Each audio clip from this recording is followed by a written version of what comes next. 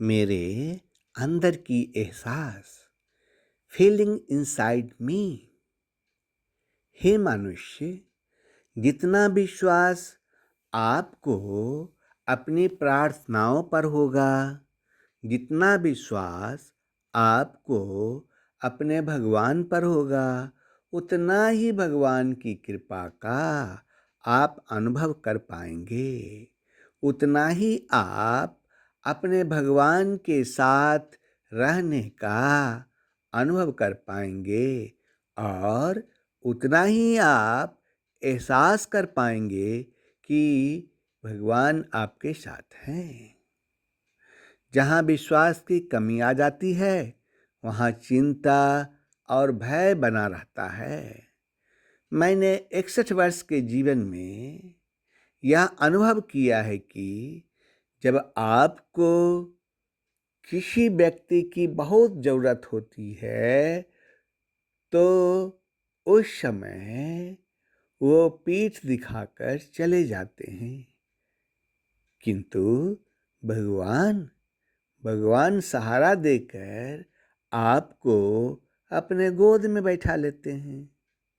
मैंने जाना है कि 2.5 किलो से जीवन की शुरुआत होती है, अर्थात जब मनुष्य जन्म लेता है तो उसका वजन 2.5 किलो ही होता है और 2.5 किलो के राख पर जीवन समाप्त होता है। अर्थात जब वह मनुष्य मरता है तो उसके शरीर का राख का वजन सिर्फ 2.5 किलो ही होता है। सबका दुनिया में आने का एक जैसा तरीका है और सबका इस दुनिया से जाने का एक जैसा तरीका है, परंतु एक आदमी राम बनता है और एक आदमी रावण बनता है। एक आदमी कृष्ण बनता है तो एक आदमी कंस बनता है, परंतु उनमें इतना फर्क क्यों होता है? क्योंकि उनके जीवन जीने का तरीका अलग होता है। एक आदमी मरता है, परंतु हनोक, एलिया, मीरा और सीता जी जैसे लोग शरीर सहित उठा लिए जाते हैं, परंतु उनमें इतना फर्क क्यों होता है? क्योंकि उनके जीवन जीने का तरीका अलग होता है। हे मनुष्य को 4 बार जन्म लेना पड़ता है।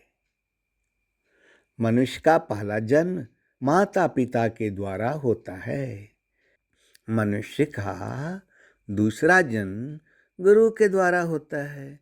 जब मनुष्य अपने गुरु से शिक्षा और दीक्षा दोनों प्राप्त करता है, तब मनुष्य का दूसरा जन्म होता है।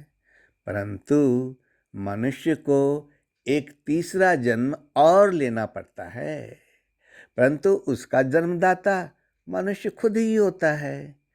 ऐसी अवस्था में मनुष्य यह निर्णय लेता है कि मैं आज से जन्म ले रहा हूँ ताकि मैं जीवन के महान सिद्धांत या महान आदर्श के साथ जीऊंगा। मनुष्य चौथी बार जन्म तब लेता है जब वह परमेश्वर से प्रेम करता है और अपने आप को कर्म बंधन से मुक्त रखता है। वे कर्म तो करते हैं, परंतु उनका कर्म से कोई संबंध नहीं होता, उनका कर्म से कोई लेना देना नहीं होता, बल्कि उनके प्रत्येक कर्म का प्रयोजन एकमात्र लोगों के कल्याण के लिए होता है, ताकि हनोक की तरह, एलिया की तरह और मीरा की तरह मैं नहीं मरूंगा। मैं हनोक की तरह, एलिया की तरह और मीरा की तरह शरीर सहित उठा लिया जाऊंगा। तथास्तु, अर्थात ऐसा ही हो।